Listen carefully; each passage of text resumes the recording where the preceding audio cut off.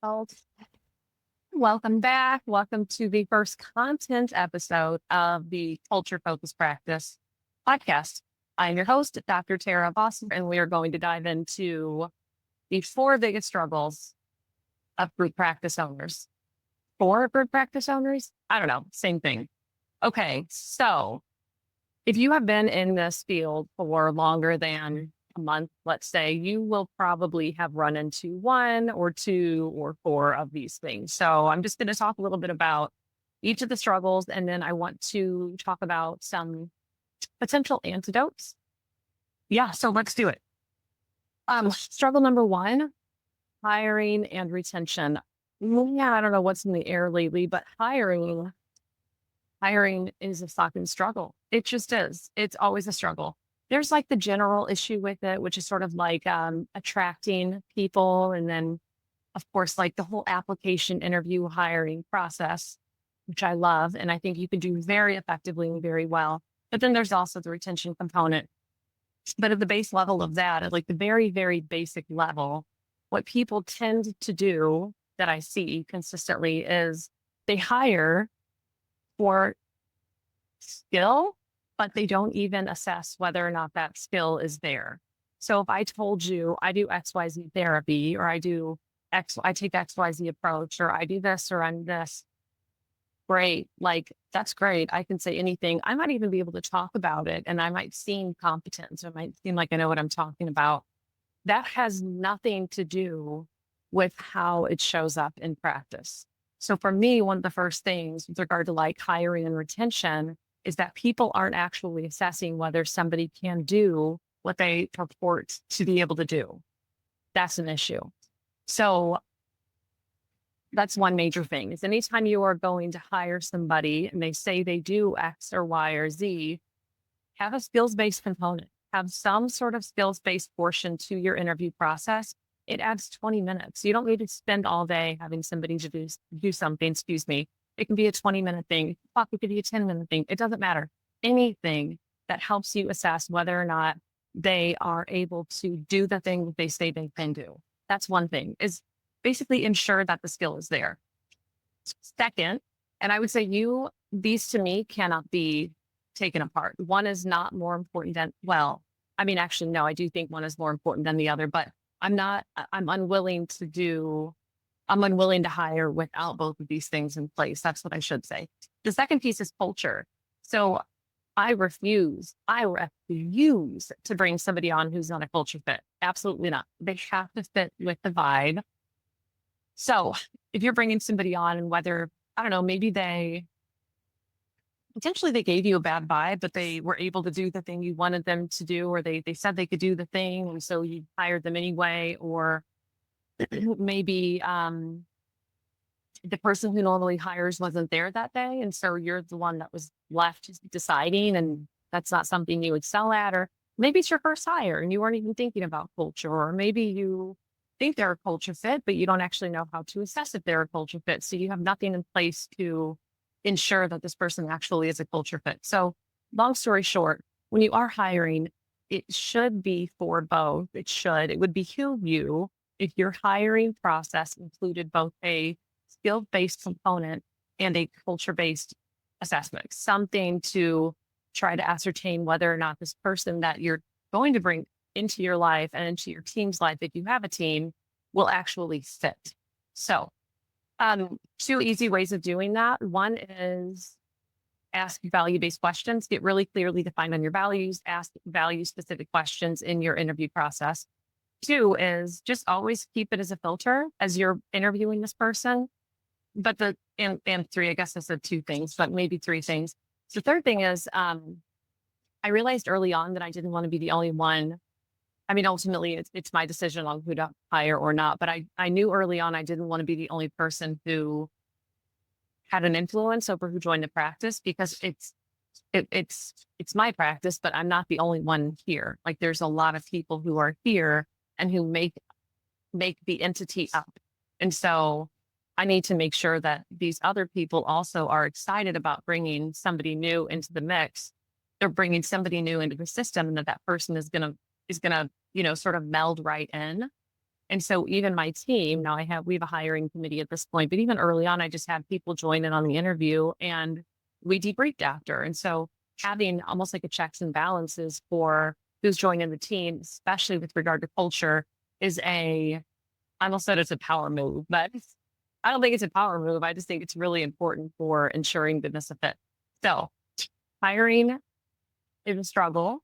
Those are a couple things you can do to really ease that burden, is ensuring that you are having culture fits join your practice and assessing skills before you make an offer. Okay. Second thing that's a huge struggle is that you don't have clarity on roles and responsibilities of the practice. So it's funny because when you're starting out in group practice land, you're the one building everything. So you are literally doing all of the things, just everything you can imagine with regard to getting this business off the ground and running, overseeing people if you have them, maybe like doing billing still, whatever it is, credentialing people, working through HR issues. I mean, everything. You are all of the seats and roles. As your practice continues to grow and your role at the practice needs to start evolving, what happens is that practice owners don't realize, they don't see the roles as clear, distinct things. They just see themselves, and it's just like, just imagine like just a blob, just a blob of color, and it's sort of like things are melded together, and it's kind of messy. It's kind of abstract and beautiful, but it's also kind of messy. And so we want to extract some of the color just to say, okay, well, this is purple and we need this much purple. And okay, this is blue and we need this much blue. We need to try to tease things apart. So a big struggle, if I'm like circling back now, is that not having any sort of, we use an accountability chart because I'm hardcore EOS. So we have an accountability chart, but not having something in place where there are clearly defined seats or roles and then clearly defined responsibilities for that role. So from an EOS perspective, we're talking about, 5 like main responsibilities per seat or per role. I'm not talking about a position description, which is going to be way more detailed.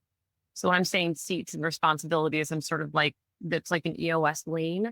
Of course, in your position description, you would get a lot more detailed. And so you might have up to 15 or 20 different like tasky things a person does. And then that, catch all at the end, other duties as assigned. But in EOS land, if we are developing an accountability chart, we're saying here's the seat and here are the top 5 things this seat is responsible for. So when we do something like that, what we also have to then start doing is, and you might have already been doing this, but you need those main responsibilities, that seat, that role. What is it? What seat is needed? What is that seat responsible for? But then also you start to develop processes. Well, how does this seat interact with this one over here? For example, this is simple, but for example, my billing specialist and my client care coordinator, they have very distinct seats and very different responsibilities, but they are in constant communication because as people come through my client care coordinator and get, set up with a session, for example, there has to be a handing off because my biller isn't going to be in contact about, a good faith estimate type things. Like this is what your copay is, your co-insurance, or here's details about what you're going to owe for services. There's a lot of these things are separate. Initially, again, if you're earlier on, they might be one and the same, but your client care, your client liaison, whoever this person, your intake coordinator, whatever language you use, they might be doing everything like scheduling, supplies, billing. As you expand and grow, if that is your goal, you will start to tease out seats and have more clearly defined responsibilities for each seat. This includes you. You cannot be in all the seats at once. Well, you can be, but I mean, it's only if you want to feel like Raggedy Ann, running around like a maniac. So number 3. So number 1, what do we say? Number 1 is that hiring and retention can be really hard. That's a struggle. Number 2 is that a big struggle with group practice owners is that there are not clear roles and responsibilities. Number 3, I'm talking to you, is that you're still carrying a caseload. Stop it. Get some help. Just get some help. You at some point, I'm saying this like I didn't carry caseload for years and still try to do it even, up to 6 months ago. Geez. It's hard not to carry a caseload, especially if you love clinical work. It is so hard not to have a caseload. However, you will reach a point if your goal is to grow and expand. And maybe you're saying, shut the fuck up, Tara. I always want to have a caseload. Cool. By all means, if you and bake that into your responsibilities in your seat, then do it. Cool. You can still carry a caseload. I would be very mindful of the balance between the caseload that you're carrying and the amount of time you are needed elsewhere. So that's really what this is about, is if you are doing clinical work, any sort of whatever that caseload looks like, if you are carrying a caseload and you're responsible for X number of clients or patients, then you have not as much time over here to do whatever else might be falling through the cracks. Anywhere from trying to develop processes to trying to create a vision so your whole team can be on board with the direction that you're rowing. So that transition from, I mean, it's E-Myth Revisited. I know that's a super popular book. I didn't love it. I'm not trying to bash on it. It's really popular, and it was fine to read. It wasn't something that I like loved. However, I did love the concept of shifting from working in the business to working on the business. Oh gosh, was that E-Myth or was that someone else? I think it was E-Myth. Regardless, caseload is in the business. And so if you're doing something very tasky and technical, like clinical work, you don't have any space and time to think. You can't be thinking about, okay, well, let me take a step up and look down at things and see, okay, what direction do we need to go in? How can we get there? You can't do that stuff if you are busy doing clinical work. So, and again, it's about finding your balance. So I'm not saying, don't do any ever again. What I am saying is find a balance where you are able to still work on the business and, do working in the business to the extent that you want to for carrying a caseload. Okay. Number 4, last one. This was like a jab in the heart for me to write it down. I hate this one. Not knowing financials or being what's the bird that puts its head in the sand? Sticking your head in the sand with regard to financials. I almost said flamingo, not a flamingo, Tara. Come on, Tara. Not a flamingo. I guess an ostrich or an emu, maybe. Ostriches are fast, as a side note. Those motherfuckers, they run like 35 miles per hour. I thought like a cheetah, it's not like a cheetah fast, but that's pretty fast. You're getting chased by an ostrich. No, thank you. So not knowing financials, don't put your head in the sand is ultimately what I'm getting to.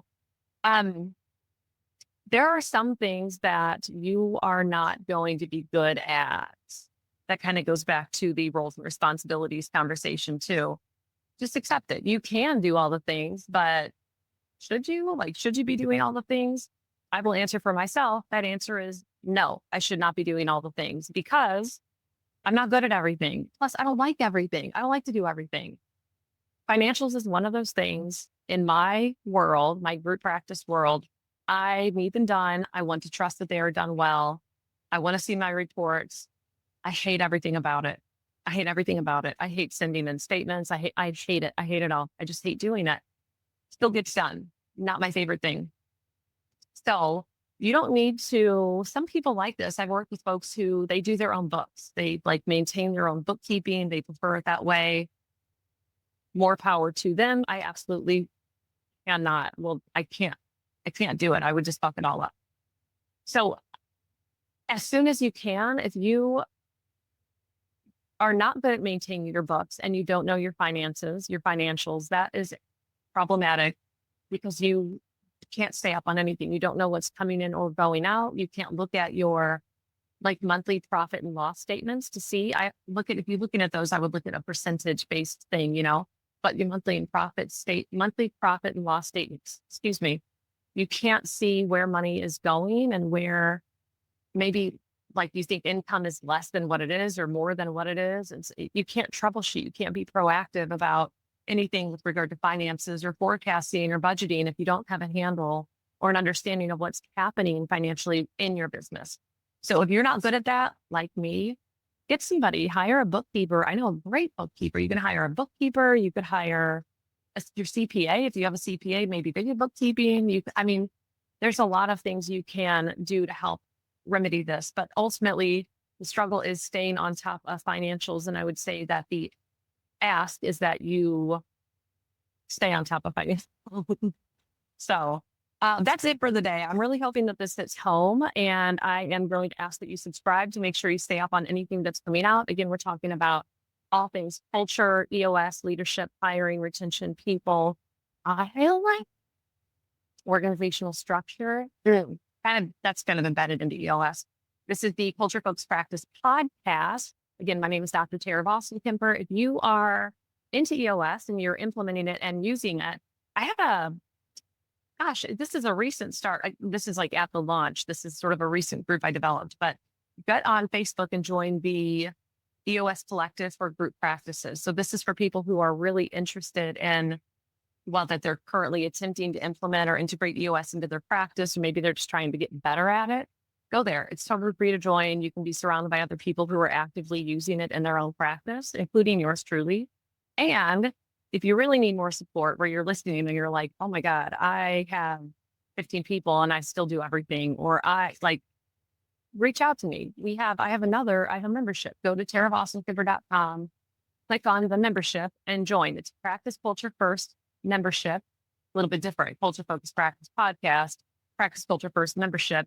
It's a sphere. There's a live monthly training every month with either me or an expert, a guest expert. There's a live Q&A every month with either me or a guest expert. So there's a lot more support in that group if you are seeking that. So it has been great seeing you. I hope this is helpful, and I will see you next time. Bye.